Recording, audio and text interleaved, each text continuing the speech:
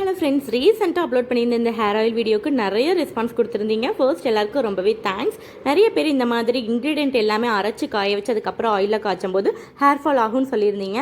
ஆனால் எனக்கு காய வைக்காமல் அப்படியே காய்ச்சும் போது ரொம்ப நாள் ஸ்டோர் பண்ணி வைக்க முடியல. அதனால தான் நான் இந்த மெத்தட் ஃபாலோ பண்ணுறேன். பட் ரெண்டுக்குமே பெரிய டிஃப்ரென்ஸ் எதுவுமே இல்லை.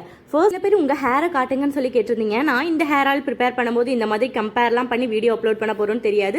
ஸோ எங்கிட்ட இருந்த சில கிளிப்ஸை ஆட் பண்ணியிருக்கேன். இந்த ஃபோட்டோஸ்லாம் பார்த்தாலே தெரியும் எவ்வளோ தின்னா எவ்வளோ ஷார்ட்டாக இருக்குங்கிறது. அதுவும் என் ப்ரெக்னன்சி டைமில் ரொம்பவே தின்னாயிடுச்சு என்னோட ஹேரு. இந்த ஹேர் ஆயில் ப்ரிப்பேர் பண்ணி யூஸ் பண்ணிட்டு வந்ததுக்கப்புறம் என்னோட ஹேர் நல்லா லென்த்தாக நல்லா ஈவனாக க்ரோத் ஆகிருக்கிறது என்னாலேயே பார்க்க முடிஞ்சது. ரொம்பவே தின்னா இருந்த என்னோட ஹேரை இந்த அளவுக்கு க்ரோத் கொண்டு வந்ததே எனக்கு பெரிய அச்சீவ்மெண்ட் தான். இது சிலருக்கு பெரிய விஷயமா இருக்காது, ஆனால் எனக்கு ரொம்பவே பெரிய விஷயம் தான். நான் எந்த ஒரு ப்ராடக்ட்டும் நான் வெளியிருந்து வாங்கி யூஸ் பண்ணாமல் நானே ப்ரிப்பேர் பண்ணி யூஸ் பண்ணனால எனக்கு அது பெரிய விஷயம் தான். இது வரைக்கும் நான் அப்லோட் பண்ணியிருக்கேன் எல்லா hair packs and hair oil வீடியோஸும் நான் ப்ராப்பராக யூஸ் பண்ணி எனக்கு நல்ல ரிசல்ட் கொடுத்தனால தான் அப்லோட் பண்ணியிருக்கேன். ட்ரை பண்ணி பாருங்க.